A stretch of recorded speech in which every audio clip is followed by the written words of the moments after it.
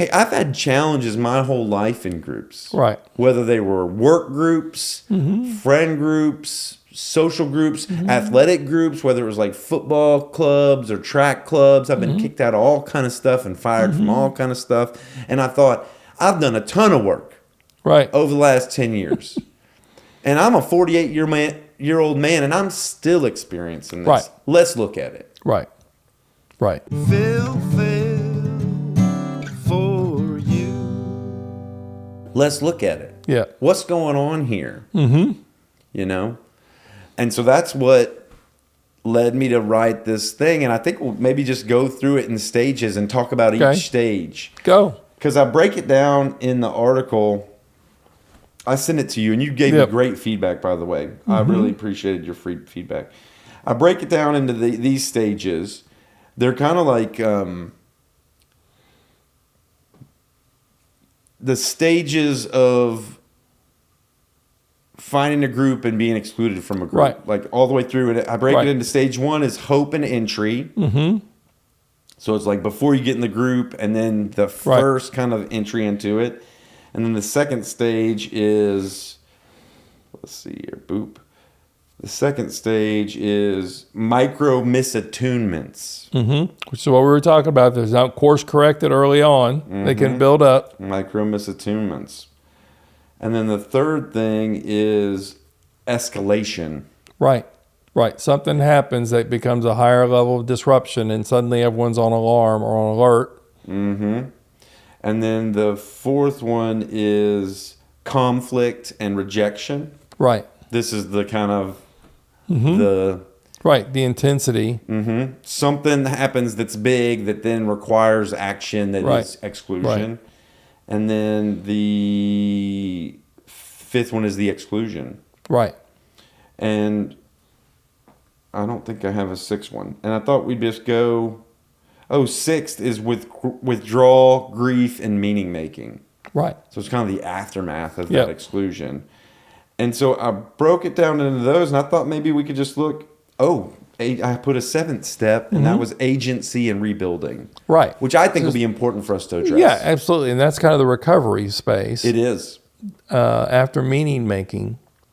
I've got some interesting thoughts on this for sure. So let's start with hope and entry.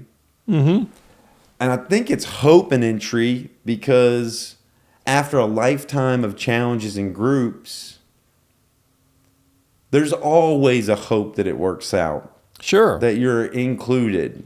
Right. That you find acceptance, appreciation, celebration. Right. And there's probably a sensitivity or a fear that comes along with it. Absolutely. Well, there's a maybe a trepidation. There's a little hesitancy even, particularly if you have a history of this type of disruption having gone on. And so you have to be careful, right, in that hope space, in the entry space, that you're not going in with already one shoe waiting to drop. That you're doing your best to try to relax into the space. And make it aware. It's a new, unique experience. Right. It's not a continuation from some past thing. Sure. Right? Right. This is a new experience.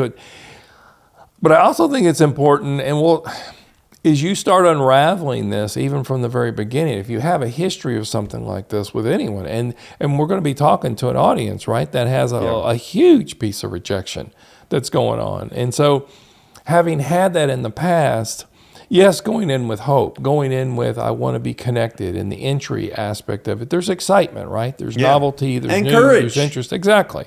Once again, I'm stepping in, I'm out of my comfort zone, or I'm doing something new that I'm not sure how to do. Other people are helping me how to do it, so now I'm vulnerable. And so it's exciting, right? But to allow that to be exciting, allow that to be new. One of the things, like this summer, I'm going to take my first acting class. Oh, really? Okay. You're excited.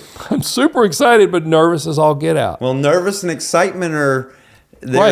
They're good things, but they're the same thing. But it's going into a new group. I've never been in acting before.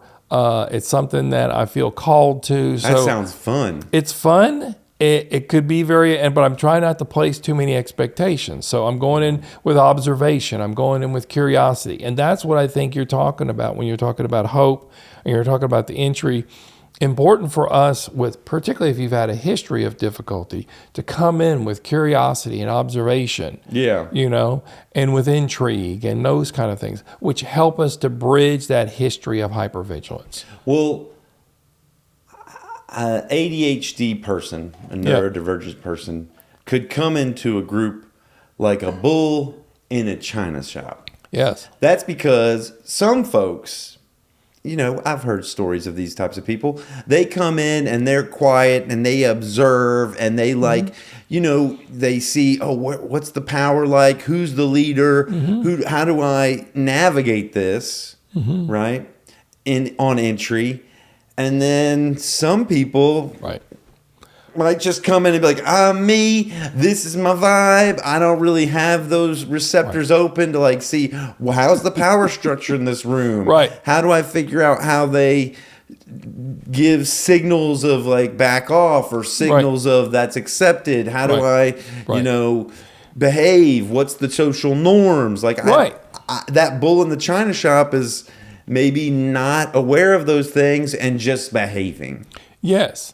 But in the just behaving, there is a natural consequence to actions, right? There's a push, there's a pull. I mean, those kind of things are naturally going to happen. So if you're in this position, then knowing that is going to be a part of it, I think it's very important to be conscious, particularly in that early hope kind of entry stage of this is who I am.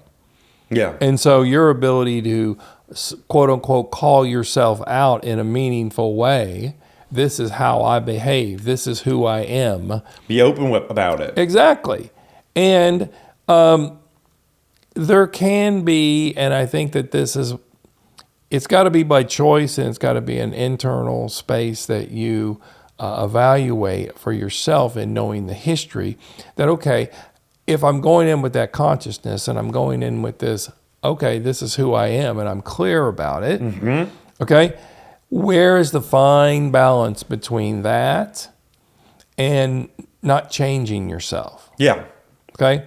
And it's very nuanced on, okay, I'm being who I am, but I'm also being aware in care or concern or respect or inclusion of other people. Yeah. Okay. The word that comes to mind, I think, and that's culturally relevant now is masking. Yeah.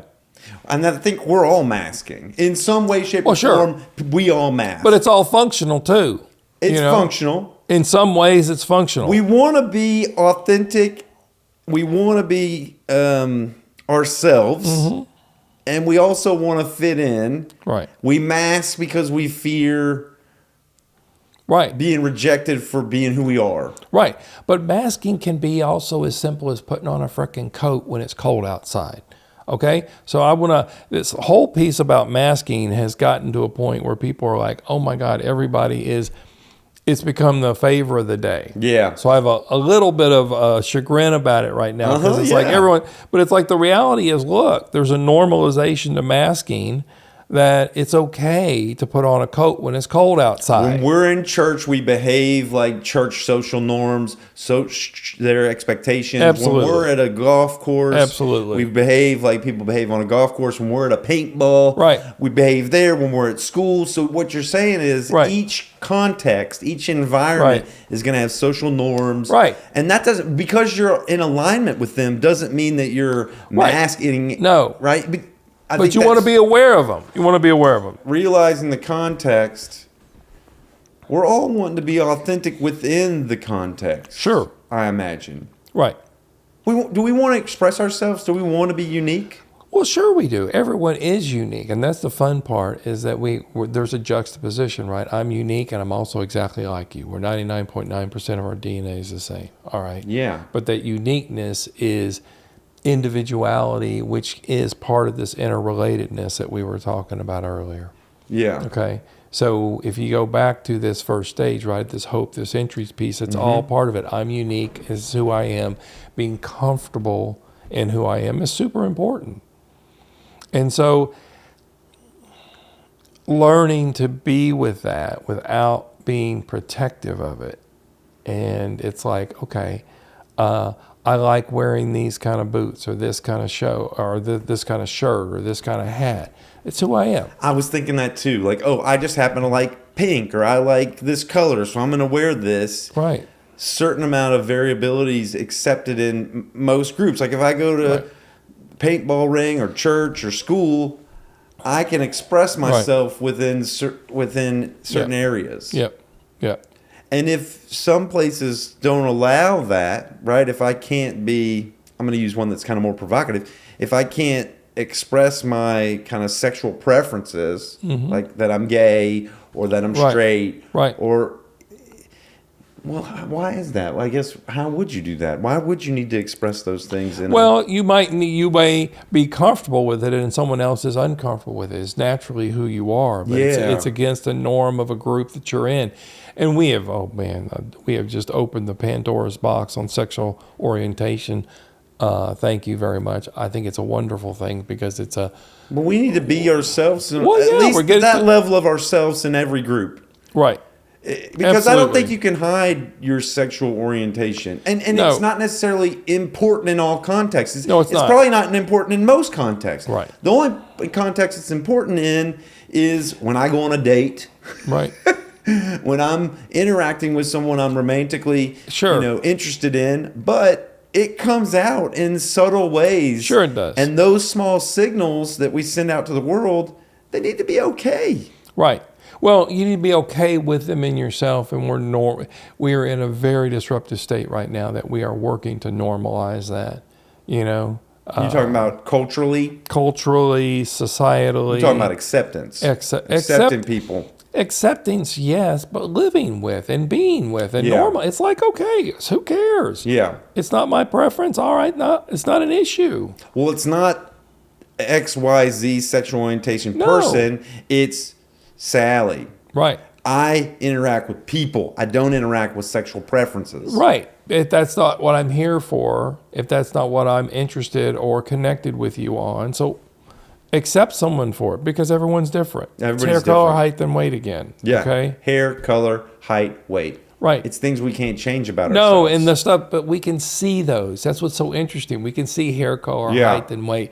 Many times you can see sexual orientation a lot of times, but a lot of times you can't see neurodiversity of like hyperactivity or impulsivity until it's in the space, right? Yeah. But it's like, you give me a fun topic and I'm a kid in a candy store and I light up and I interrupt and I'm all over the place and I'm hyperverbal on stories and I can be aware of that in the context if I'm in church or I'm somewhere and I can get a governor, but I think that's important because that's part of a group norm. In groups on entry, there's that power structure that's there, that was there before you got there. Sure. We're talking about hierarchy, status, and those determine who people go to or how people communicate. It is how people interrelate, but it's only because we've chosen that within that group.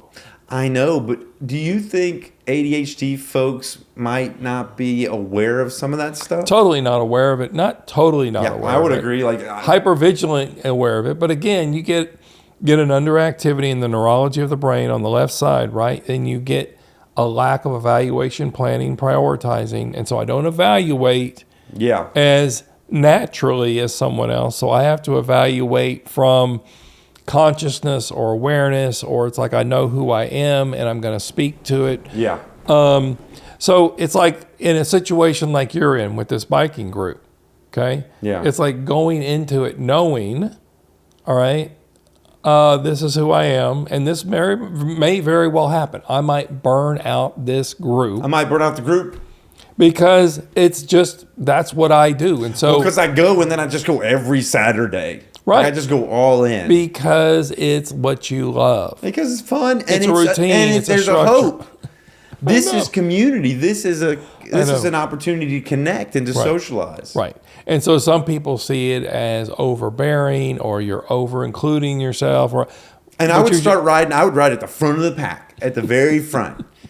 And even in these I groups, could see you. That's so great. just in the front of the pack, sure. just this 48-year-old, 5-year-old. Right. I want to ride at the front, I want to be with you guys. Right. But then. But there's probably a hierarchy like in a wolf pack. Exactly. Wolves probably walk in a line in a certain way, determined by But if someone in a wolf hierarchy. pack had done that early on, they would bite the little That would get a wolf little and say, nipped. okay. But I they would probably say, got nipped. Right. And didn't interpret it as such.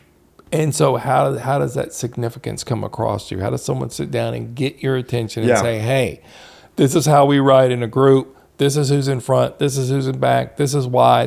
Because if someone normed it for you and gave you the rhyme and reason, you got the intelligence to understand. And I know you've got the care and the wherewithal. That's what pisses me off about groups, is that they're not willing to be honest early on at a real level that says, teach me about it. Because if you can teach me, this is what happens with us with ADHD. I think they tried to do it. I think when I reflect back, I think members of that group did try to do it. Here's where it missed. I can dismiss subtlety. Yes. I really benefit from directness. I benefit, and I think the reason that's difficult in groups, especially with newer members, is because it requires tremendous intimacy. It does. To sit down with someone and say, hey, let me just break this down for you. Right. Right. You matter. Right. We want you to. Right. We want you to. But on your side, this is where I think it's important for us with neurodiversity, ADHD challenges to say, okay, I'm aware of that. So, like for myself, I've become more hyper aware in a meaningful way about subtlety. Someone says something, and the next day I keep thinking about it. What did they mean? Right. And then what I'll do is I'll drive back into the group early and I'll go, okay, hey, what did you mean said by this. That? I need you to expand on this a little bit because I have a tendency to do X, Y, and Z, and I think I missed something. Yeah. And so I know my characteristics. That helps with group inclusion. Yeah. But it doesn't prevent some of the things you may have gone through, like rejection and people. But when you got the drive you got, and the intensity and what I do. And it's just, okay, how do you accept that as your life course, right? We're not jumping to the making meaning part yet, but how do you accept that as your life course? It's like, not in a bad way, just in a way. It's like, okay, I'm going to be jumping groups every 12 to 18 months. Just like, so we ADHD groups.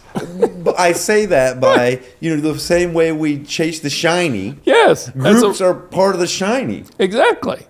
And I might not be in the same group forever. And accept it and start to norm it. I don't want to accept it, James. I want to be in the groups forever. Right. Well, then that's an internal process, right? That's an internal building, and I can be in my own group with myself, by myself, for myself. Oh, I got my own group. Hell yeah. Hell yeah. My own group of my internal guides and how I see my world. It has nothing to do with anybody else, and it's as valuable as anything. No, I think it's critical but that's the balance, Phil. That's the balance. So a couple of things I wrote down there on this entry were about the halo versus the horn effect. Mm-hmm. You know about the halo effect. Know of it. Why don't you? So the halo effect, there's a couple things that signal that someone's good. Right. And that everything they do is good. Mm-hmm. And that's like any behavior that they exhibit, they're seen through the lens of the halo. Right. They put a halo on you. Right. You're right. And that could be, they could be attractive. Yeah. They could have signal wealth. They could have a lot of money. There's a lot of things that can cloud your perceptions about someone's behavior. Right, because they look good. They're acting good. They're affluent. Strong. Right. So we put these halos on them. And then you perceive everything they do as okay. Yep. And then the opposite side of that is kind of this horn effect where someone gets the opposite of that. Right. No matter what they do, they can do the exact same thing as the halo person, but you're perceived differently. And you have to look at something like that and say it's not that either one is not more valuable than the other. They just have these response reactions to them. And in this case, the horn effect, which is what a lot of people with ADHD are going to come at the world with, right? I think we get it. That's the negative social cues that we Yes. get throughout our life. Right. Is the horn effect. Yes, but I've got, I don't necessarily call them my experiments, but I think of them in a lot of ways that I'm watching them develop. There's two people in my life. They're in their mid-30s now. One is my oldest son, and one is someone that I mentored since he was 8. And he's out in California now. And they both have ADHD, and they're both well within their places. But they still have these rejection, disruptive anxiety events, but neither one of them stays in it very long. Yeah. And so it really depends on a lot of it is how we're raised and normed early on. Is this normalized? Are you okay?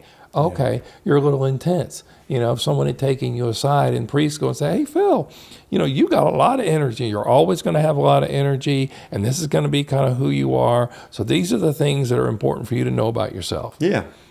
And then you're like, oh, thanks for telling me my hair color, height, and weight Yeah, thanks early for giving on. me the little manual. Right. You saw something in me and shared it with me and then made it okay. Right. And this is how you interact in groups, because you're going to have a tendency to be the energizer. You're going to be the one at the front of the pack. So, and when someone, walks away from you or does something that's subtle and you wonder about it, go ask them, hey, what happened there?